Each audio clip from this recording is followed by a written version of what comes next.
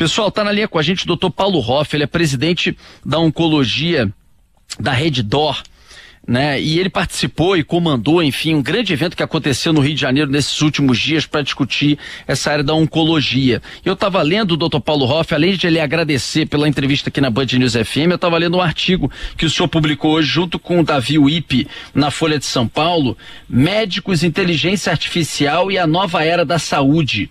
Revolução silenciosa já está em curso, mas inteligência artificial não vai substituir o autocuidado e a prevenção por parte dos pacientes e formação sólida dos profissionais. Doutor Paulo, muito obrigado por nos atender. Queria que o senhor falasse um pouco sobre essa entrada aos poucos da inteligência artificial, da modernidade, ajudando a área da oncologia cada vez mais. Bom dia. Bom dia, Rodolfo. Bom dia a todos os ouvintes. Bom dia, doutor. Bem-vindo. Como vão? Tudo bem? Tudo ótimo. Veja, foi exatamente um dos assuntos que nós discutimos neste congresso muito bacana que nós realizamos no Rio de Janeiro neste final de semana, foi a entrada da inteligência artificial na medicina e particularmente na área da oncologia, né? E esse é um dos focos do artigo que nós escrevemos junto com o professor Davi Wipe, mostrando que realmente a inteligência artificial já é parte da medicina, será cada vez mais, mas não elimina a necessidade das pessoas terem aquele autocuidado e certamente não diminui a necessidade do profissional bem informado, né? Não tenha dúvida, até porque para mexer na própria, né, para lidar com a própria inteligência artificial, você tem o treinamento, mas você tem que interpretar tudo aquilo, né? Todos os dados, as informações que chegam. Mas o dono lá tem uma pergunta para o senhor. Oi, doutor, bom dia mais uma vez. Doutor, com relação ao diagnóstico, não sobre o tratamento, mas inicialmente sobre o diagnóstico. Quando eu tenho um médico analisando uma imagem, a imagem, por exemplo, de um suposto tumor, ele carrega ali o repertório dele, a experiência dele acadêmica e na vivência da medicina. Mas quando eu coloco essa imagem para ser analisada por um banco de inteligência artificial, aquele banco vai comparar uma imagem com outras milhares ou talvez milhões. A gente já pode dizer que esse tipo de diagnose ou diagnóstico é feito de uma maneira mais eficiente pela máquina do que pelo homem? Olha, essa pergunta é excelente, porque todo aquele exame, seja radiológico ou mesmo patológico, em que a imagem é o foco, né?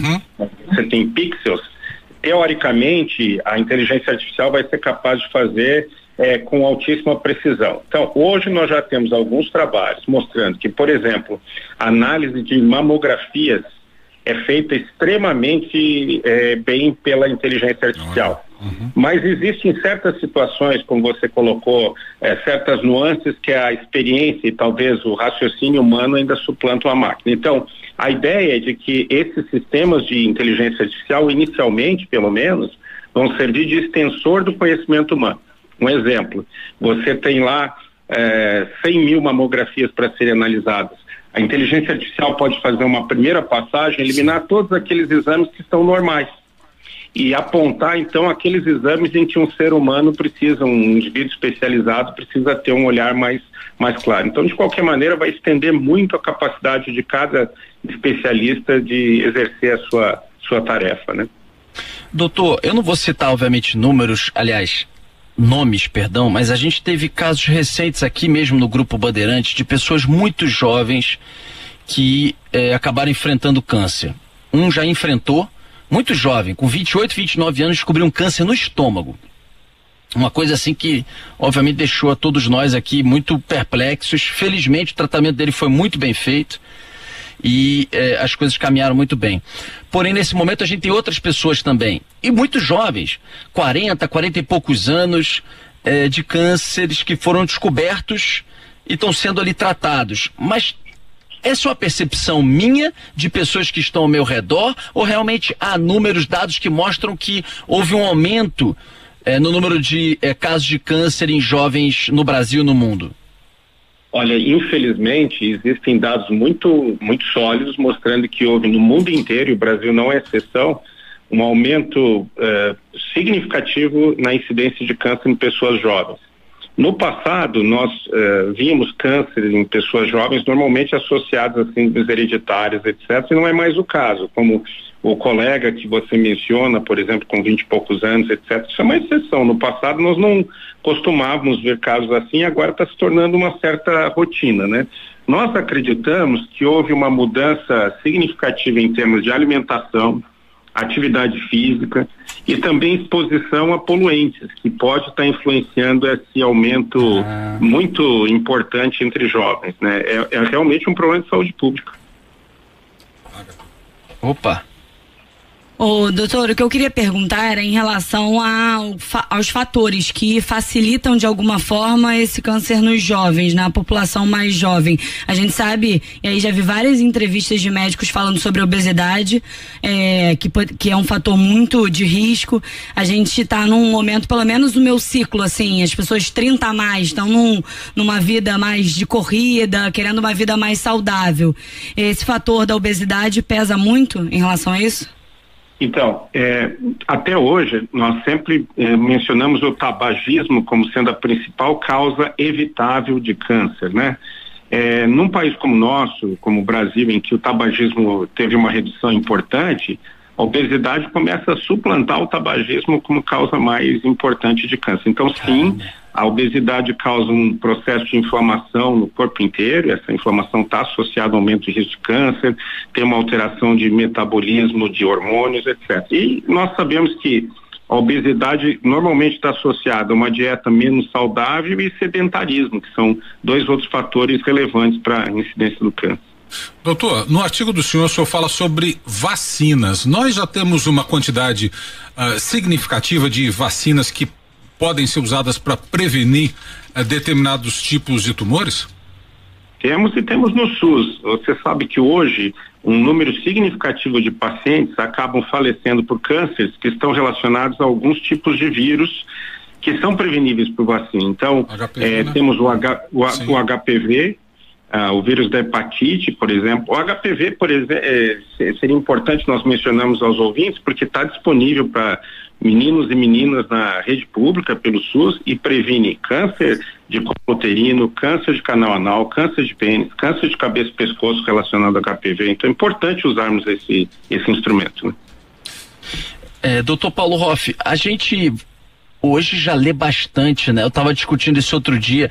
A gente tem um acesso, né, a um volume de informações hoje que a gente não tinha há 20 anos. Não se sabia, por exemplo, o mal de alimentos ultraprocessados, o mal do açúcar em excesso, né? Do açúcar de uma maneira geral, mas o açúcar em excesso, do sal em excesso. Então, que outras coisas a gente pode, olhando para a alimentação, orientar o nosso ouvinte aqui realmente para defenestrar no seu dia a dia, ou pelo menos se consumir de uma maneira controlada, né? Álcool também bastante, né? Em exagero. Claro, e refrigerantes, nós sabemos que o excesso de refrigerantes traz, talvez até pelo acúmulo de açúcar, etc., está associado a bastante problemas, né, de saúde, mas eu apontaria talvez o lado oposto, o que pode ajudar a pessoa a diminuir o seu risco, né? E seria o consumo de frutas e verduras frescos, né? Isso é muito importante, uma dieta que tenha muita fruta, muita verdura fresca, muita fibra. Fibra e verduras e frutas. Algum câncer o senhor tem acompanhado e chamado mais a atenção em crescimento nesses últimos anos? Assim, eu estava vendo uma entrevista do Flávio Takeda na semana passada também. Certamente o senhor trabalha inclusive junto. Eu estava vendo a entrevista dele, acho que no Globo ou na Folha, falando sobre alimentos ou bebidas quentes, tomar cuidado com bebida muito quente. Eu até fiz aqui um autoalerta porque eu faço isso com café muito quente e tal. Ele falando sobre o perigo disso na inflamação que provoca aqui no esôfago, enfim, com o câncer que você pode acabar gerando com o tempo, né? Você tem realmente o consumo de bebidas muito quentes, particularmente no sul do Brasil, por exemplo, com chimarrão, né? Em alguns locais onde você toma chás muito quentes, você tem um aumento da incidência de câncer de esôfago, que realmente é um problema de saúde. Mas eu apontaria outro que talvez seja até mais comum, numericamente, né? Hoje, entre as mulheres, logo depois do câncer de mama, você já tem o câncer de intestino. E em homens, o câncer de intestino já é o terceiro mais comum.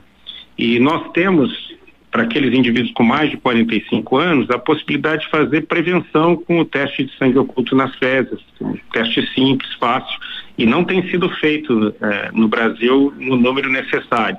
E esse câncer aumentou demais a sua incidência, né? O câncer de intestino é um problema. Uhum. O doutor, meu avô teve lá atrás câncer de próstata, ele já faleceu, não faleceu disso não, mas ele teve câncer de próstata. Aproveitar aqui para poder orientar os nossos ouvintes, quando que nesse caso, quando você tem algum histórico, você tem que começar com o preventivo por causa do câncer de próstata?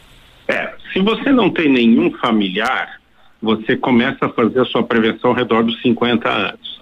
Se você tiver um familiar, pai, um avô, normalmente a gente recomenda que você comece com uma idade 10 anos mais jovem do que o indivíduo que teve o câncer. Então, por exemplo, se o seu pai teve aos 60 anos, você começaria aos 50. Se ele teve aos 50, você começaria aos 40, assim por diante.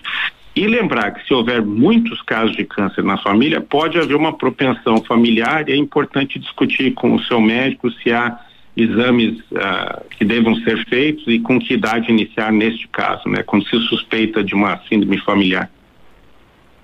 Tá certo, bom, bela recomendação. Dônula, manda bala na nossa última pergunta, porque o doutor tem que tocar a vida dele e a agenda dele também atribulada no seu dia a dia hoje, início da semana. Doutor, uma última pergunta, até para fazer um resumo do que foi discutido, e qual é o horizonte que se avizinha para os próximos congressos? Para onde caminha a questão da grande evolução tecnológica no que se refere ao tratamento oncológico? Acho que a sua pergunta é maravilhosa, porque é que nós sempre estamos procurando, né, para onde levar o campo do tratamento do câncer. Eu acho que nós temos que focar muito na prevenção, na introdução da inteligência artificial nos métodos diagnósticos, como você muito bem colocou nas suas perguntas, acho que é fundamental, tanto em termos de imagem como de patologia. E na área do tratamento, nós estamos trabalhando com cirurgias menos agressivas, né, minimamente invasivas, e no uso da imunoterapia, que é algo muito importante, novo, é usar o próprio sistema de defesa do indivíduo para ajudar a derrotar o seu câncer. Obrigado, doutor. Muito obrigado. Queria agradecer ao doutor Paulo Hoff, que nos deu a entrevista aqui, participou diretamente desse congresso de oncologia que aconteceu nesses últimos dias no Rio de Janeiro. Ele pôde também trazer pontos e esclarecimentos, presidente da Oncologia da Rede D'Or, aqui na Band News FM. Doutor Paulo, muito obrigado e até uma próxima oportunidade. Bom dia. Foi um grande prazer, muito obrigado.